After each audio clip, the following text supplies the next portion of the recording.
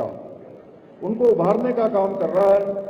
इसके साथ ही विद्या भारती द्वारा आदिवासी बहुल इलाकों और अंतर्राष्ट्रीय सीमा वाले क्षेत्रों में भी सैकड़ों विद्यालय खोले गए हैं। उत्तराखंड में भी विद्या भारती का योगदान अनुकरणीय है और मुझे बताया गया है कि वर्तमान में यहाँ करीब 562 विद्यालयों का संचालन किया जा रहा है, जिनमें 1.25 लाख से अधिक विद्यार्थी शिक्षा ग्रहण कर रहे हैं। मुझे जानकर अत्यंत खुशी हुई कि भारत सरकार द्वारा विद्या भारती के 7 स्कूलों को सैनिक स्कूल के रूप में स्थापित करने हेतु भी चयनित किया गया है।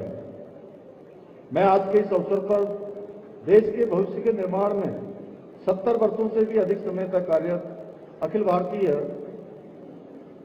शिक्षा संस्थान विद्या भारती और उसके सभी कार्यकर्ताओं को, सभी पदाधिकारियों को, सभी संचालकों को, आचार्यगणों को, शिक्षकगणों को उनके द्वारा शिक्षा के जगत में किए गए महान योगदान के लिए साधुवाद देता हूं। हमारे शास्त्रों में कहा गया है, विद्या नाम नरस्य भूषणम, अर्थात मनुष्य का सबसे बड़ा आभूषण विद्या है।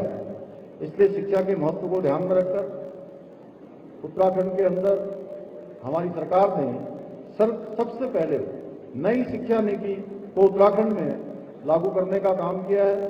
साथ ही हम प्रदेश की शिक्षा व्यवस्था को और अधिक आधुनिक बनाना, और अधिक व्यवहारिक बनाना और उसको व्यवस्थित बनाने के लिए हम कई स्तरों पर नीतिगत निर्णय ले रहे हैं।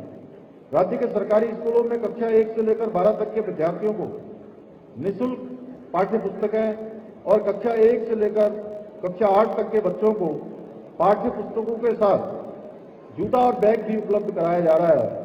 मुख्यमंत्री मेधावी छात्र प्रोत्साहन योजना के तहत मेधावी छात्रों को प्रति माह छात्रवृत्ति भी दी जा रही है।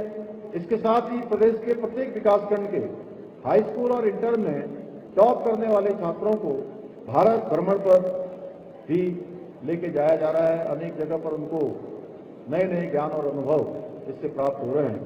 वहीं अगर उच्च शिक्षा की बात करें तो आज प्रदेश के राजकीय महाविद्यालयों एवं विश्वविद्यालयों में आधारभूत संरचनाओं का निरंतर विकास किया जा रहा है।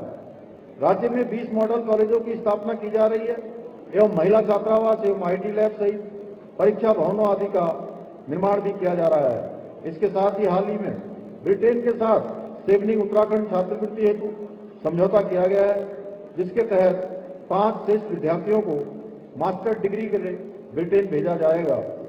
हमने इन्फोसिस स्प्रिंग बोर्ड के साथ भी राज्य के उच्च शिक्षण संस्थाओं में कंप्यूटर आधारित विभिन्न पाठ्यक्रम संचालित करने हेतु समझौता किया है।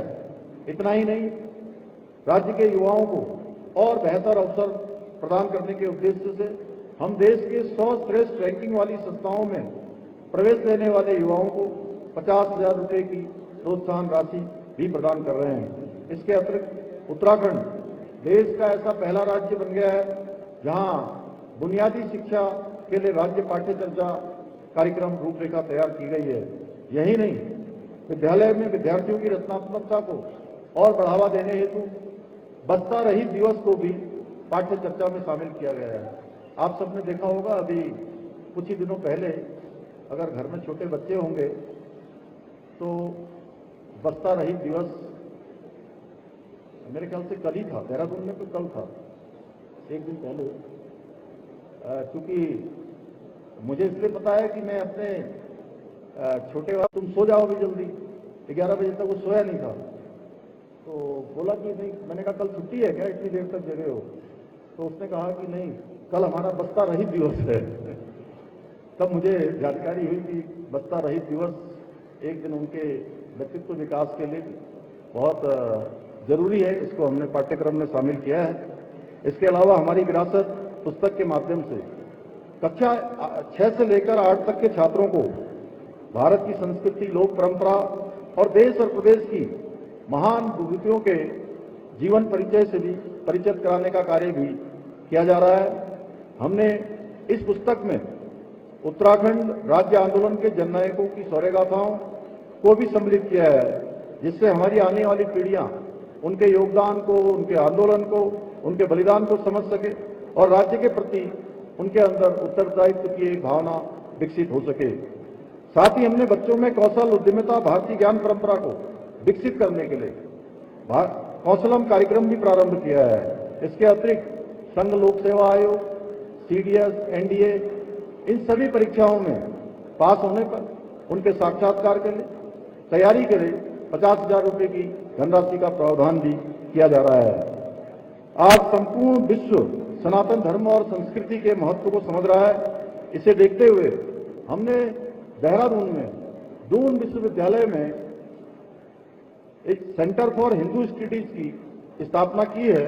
इस सेंटर में हिंदू सभ्यता और संस्कृति से जुड़े अनेक पहलुओं पर शिक्षण और शोध कार्य किया जाएगा।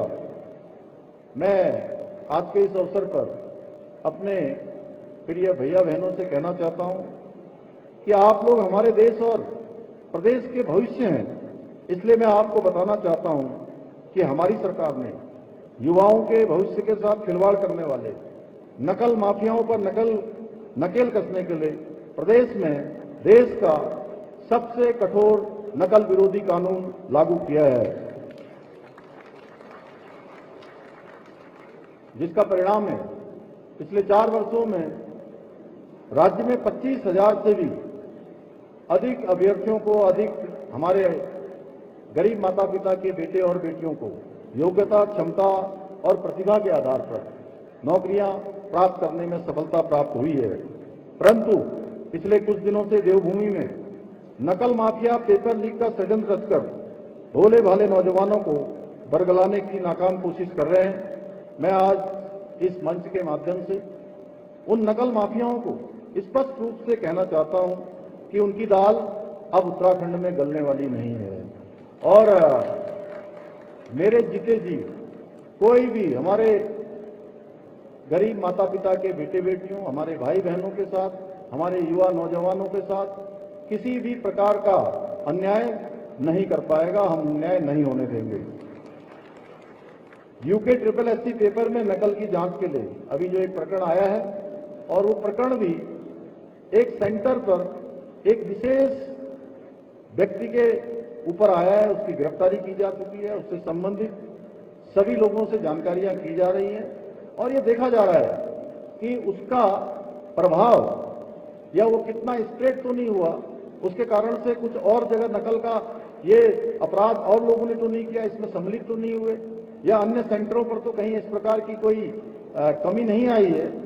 तो इसलिए उसकी जांच SIT से की जा रही है। हाईकोर्ट के रिटायर्ड जस्टिस उसकी पूरी सुपरविजन करेंगे और कहीं पर भी कोई इस प्रकार का प्रकरण आएगा, कोई भी छात्रों के हित में न होने वाली जांच में तथ्य आएंगे, तो हम जो भी छात्र हमारे चाहते हैं उनके हित में वो निर्णय हम लेंगे। और SIT की जांच पूरी होने के बाद दूध का दूध और पानी का पानी हो जाएगा और जो भी दोषी होंगे